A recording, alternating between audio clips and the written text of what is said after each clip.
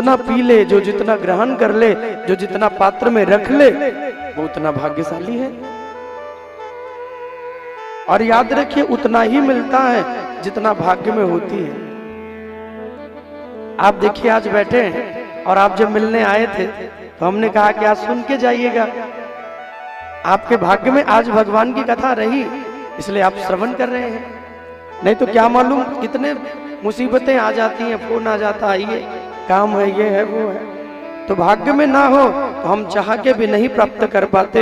और भगवान की कथा यदि भाग्य में है तो ना चाहते हुए भी भगवान के द्वार हम पहुंच ही जाते हैं, श्रवण कर ही लेते हैं। इसलिए मेरे बंधु, जो भाग्यशाली लोग हैं, जो आप जैसे लोग हैं, जो बड़े भाग्यशाली हैं, हमारे ब्रज में कहते हैं कि वो हैं अभागे जो बढ़े नहीं आगे, कि वो हैं अभागे जो बढ़े नहीं आगे, अभाग्य तो उनकी जागे जो मेरे प्रभु जी की कथा में लागे। जो भगवान की कथा में लग गए, यहाँ आके बैठ गए, श्रवण कर लिया, श्रवणों में पड़ गया, ना चाहते हुए भी सुन लीजिए, अगर अंदर उतर जाएगा तो कल्याण अवश्य ही करेगा। दुनिया में तो कितने दिन हम लोग रहते हैं, 365 दिन तो दुनिया की चर्चा को, दुनिया के अवगुणों को सुनते ही हैं। बस 7 ही दिन तो मिलता है जीवन में अपने कल्याण के लिए।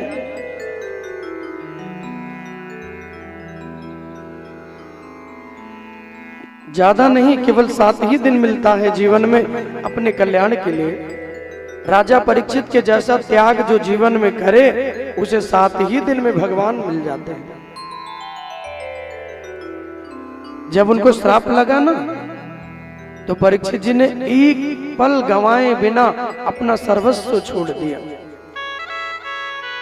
अपने राज्य को छोड़ा, अपने वस्त्रों को छोड़ा, अपने धन मोह ममता परिवार सबको छोड़ दिया, क्योंकि जानते हैं अभी 7 ही दिन है। इन 7 दिनों में हम गोविंद को मना के, उनकी शरणागति में रह के जो प्राप्त कर लेंगे वही जीवन में मेरे काम आने वाला है।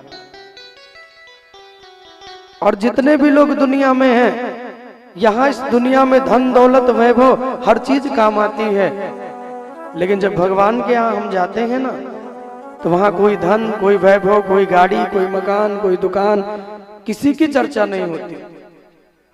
फिर बोले वहां तो केवल और केवल हमारे सत्कर्मों की चर्चा होती है। वहां केवल और केवल सत्कर्मों की चर्चा होती है। बस जो जितना सत्कर्म करे ऐसी कमाई कर चलो जो साथ जा सके, और मुसीबत पड़े प्यारे तो तुम्हारे काम आ सके। आप धन कमाइए, वैभव कमाइए, हर चीज करिए, लेकिन सत्कर्म रूपी धन भी, पुण्य का बैलेंस भी अपने जीवन में बनाइए। इतने धर्म कर्म जीवन में होते रहे, कथा श्रवण होती रहे, कि जीवन का कल्याण होता रहे। कालः परम शोभनः, भगवान आए तो काल भी सुंदर हो गया। श्री सुखदेव जी महाराज कहते हैं, एक एक पुत्र को कंस ने मार दिया था। 7वें में बलराम जी आना चाहते हैं, तो योग माया को भगवान ने आदेश दिया, बोले बलराम जी के अंश को ले जाओ और रोहिणी जी के उदर में रख दो। रोहिणी जी कौन है? जो वसुदेव जी की दूसरी पत्नी है, लेकिन नंद बाबा वसुदेव जी के मित्र हैं, तो वहां पे कुछ दिनों के लिए रहने के लिए गई है। योग माया जी को जब भगवान ने आदेश दिया है, तो योग माया कहती है कि मैं चली जाऊंगी प्रभु, लेकिन मुझे क्या मिलेगा, मेरा क्या लाभ होगा, वो भी तो मुझे बताइए, मेरा लाभ क्या है। भगवान ने कहा कि देवी क्या चाहती हो, जाइए कन्या बन के प्रकट हो जाना, और जब मैं अवतार लूंगा तो मेरे पिताजी मुझे लेके जाएंगे, नंद भवन में लिटा देंगे, तुमको लेके आ जाएंगे। कंस जब पटकने लगेगा तो तुम जाके आकाश में प्रकट हो जाना। बोले बस इतना ही? बोले हाँ। तो योगमाया ने कहा कि प्रभु आपकी जो फिल्म है वो इतनी लंबी चौड़ी है, आप तो इतनी लीला करेंगे, और मेरा रोल उसमें साइड रोल क्यों दे रहे हैं भाई, थोड़ा लंबा रोल दीजिए, मुझे भी लोग जाने, मुझे भी लोग देखें, इतना छोटा रोल क्यों? तब भगवान ने कहा कि जाओ, जब तुम वहां योग माया कन्या बन के आओगी और कंस तुम्हें पटकेगा, तुम आकाश में प्रकट हो जाओगी, तो वैष्णवी नाम से जानी जाओगी, मेरी बहन बन के आओगी और जगत में तुम्हारी पूजा होगी। अनेक अनेक स्वरूपों में मां जगदम्बा के रूप में लोग तुम्हारी पूजा करेंगे और अपनी मनोकामनाओं की पूर्ति करेंगे। और जब इतना कहा तो प्रसन्न हो गई योग माया, भगवान के लिए वहां आई और कन्या बन के नंद भवन में आके प्रकट हो गई। बोले योग माया महारानी की जय हो। और जब वो कन्या बन के प्रकट हुई, यहाँ अष्टम गर्भ के लिए कंस अपने मंत्रियों को लगा दिया। जितने सैनिक थे ना, उनसे कई हजार सैनिकों को बढ़ा दिया। भागवत जी में लिखा है कि एक दो नहीं बल्कि 10,000 सैनिक को खड़ा किया गया। उन सैनिकों को खड़ा करके उनको आदेश दिया, बोले जैसे ही 8वां गर्भ होगा तुम लाके मुझे तुरंत बताना, क्योंकि आकाशवाणी ने कहा है कि 8वां गर्भ ही मेरा काल बनेगा। हजारों सैनिक वहां खड़े हो गए, बड़े बड़े किवाड़ बंद कर दिए गए।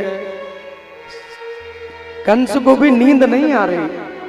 अष्टम गर्भ में जब भगवान आने वाले हैं ना, कंस को निद्रा नहीं आ रही। क्यों? क्योंकि जब पुण्य बढ़ता है तो पाप अपने आप खत्म होने लगता है। जब अधर्म कम होता है तो धर्म बढ़ता है, और जब धर्म बढ़ता है तो व्यक्ति का पुण्य बढ़ता है।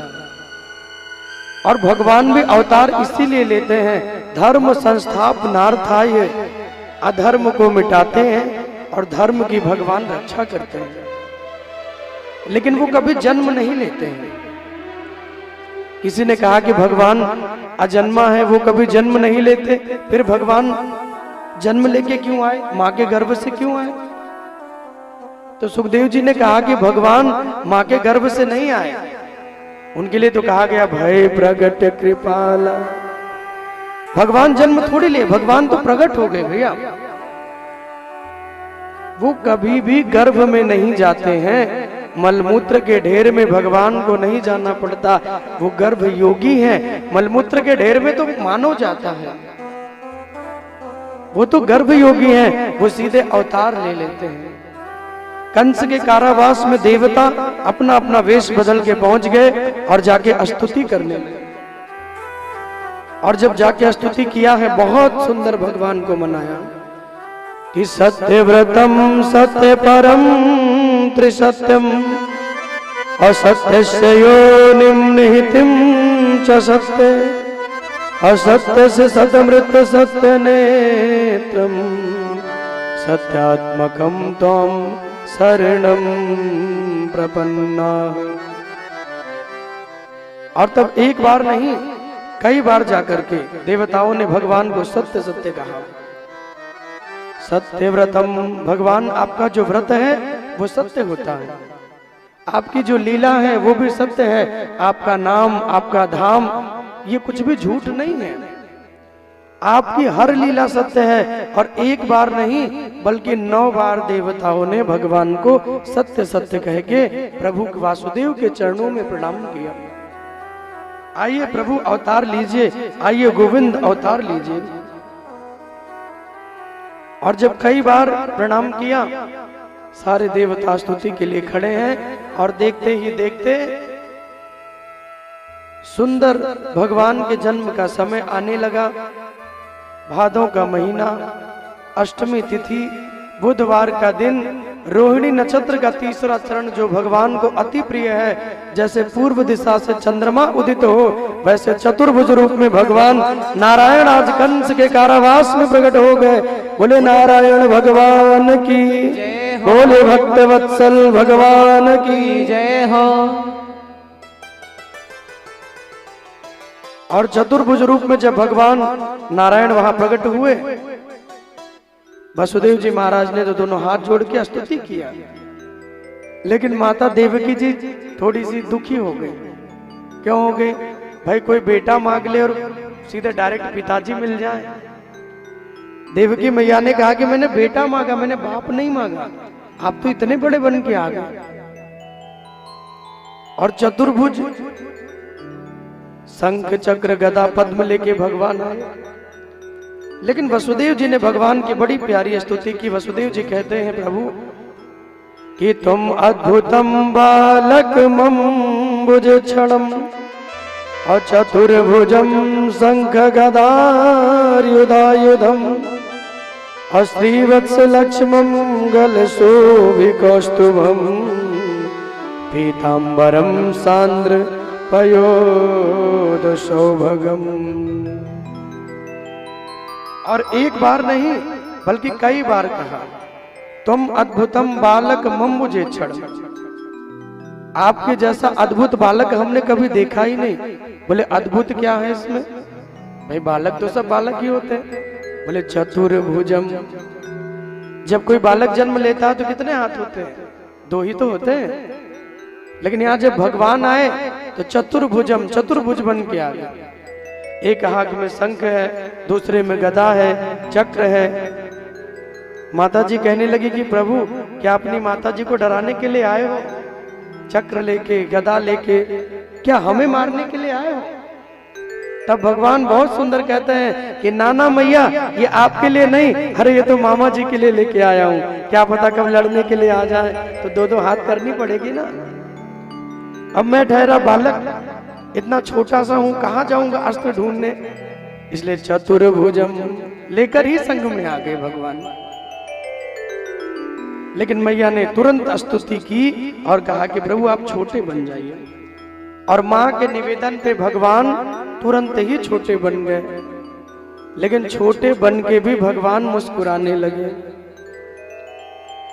अब बताइए जब बालक जन्म लेता है तो हंसता है कि रोता है? जोर से बोले। लेकिन प्रभु जी बालक बने भी तो भी हंसने लगे। मैया ने कहा ये तो और आपने गड़बड़ कर दी। बोले क्या किया? बोले प्रभु हंस क्यों रहे हैं? अरे बालक जन्म लेता है तो रोता है। भगवान ने कहा कि दुनिया को तो बहुत रुलाया, अब मुझे भी रोना पड़ेगा माँ। ये तो सोचा ही नहीं था, मैंने तो सोचा आनंद रहेगा, तो इसीलिए मैं हंसता हुआ आ गया। माँ ने कहा रोना पड़ेगा। बोले तो रोएंगे नंद भवन में, यहाँ नहीं। यहाँ हंस लिए। भगवान कहते चलो मुझे छोड़ के आओ नंद भवन में, जो रुदन करना होगा वो वहीं करेंगे।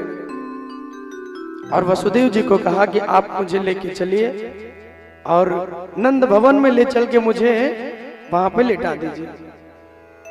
एक कन्या ने वहां जन्म लिया होगा, उसको आप पालने में रख लेना और उस कन्या को लेके आप वापस लौट के आ जाना। वसुदेव जी कहते हैं कि प्रभु मैं आपको कैसे लेके जाऊं?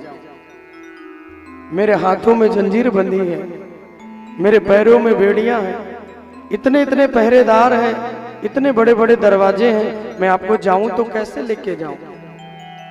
भगवान कहते हैं कि जिसके जीवन में पिताजी माया आती है ना, उसके बंधन बंधते हैं। जिसके जीवन में भगवान आते हैं ना, उसके बंधन बंधते नहीं हैं। बंधे हुए बंधनों से भी भगवान छुटकारा दिला देते हैं।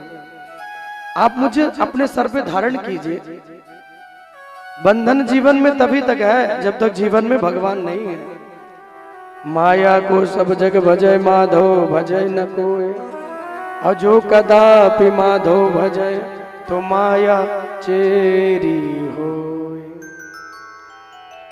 माया को तो हर आदमी भजता है, पीछे भागता है, लेकिन जो माधव का भजन कर ले, जो माधव को भज ले, तो उसे फिर माया